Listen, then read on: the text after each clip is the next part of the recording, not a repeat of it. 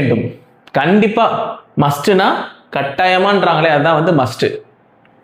You must come to the class. You must come to the class. இப்போ நான் உங்களை பார்த்து சொல்றேன், நீங்க நிச்சயமா கிளாஸ்க்கு வந்துதான் ஆகணும், கட்டாயமா வந்துதான் ஆகணும். அப்போ அந்த கட்டாயம் அப்படின்றது இந்த இடத்துல கிட்டத்தட்ட அதிகாரம், உத்தரவு மாதிரி. ஏன்னா ஸ்டூடெண்ட்ஸை பார்த்து டீச்சர் சொல்லலாமா, you must attend the class, you must come to the கிளாஸ்னு சொல்லலாம். இல்லை இந்த இடத்துல நான் வந்து you must attend the class, you must attend the கிளாஸ்னா நீங்க நிச்சயமா கிளாஸ் அட்டெண்ட் பண்ணி தான் ஆகணும். கிளாஸ் நடக்க போது நீங்க அட்டெண்ட் பண்ணி தான் ஆகணும். இல்ல you must come to the கிளாஸ்னா நீ நிச்சயமா கிளாஸுக்கு வந்து தான் ஆகணும்.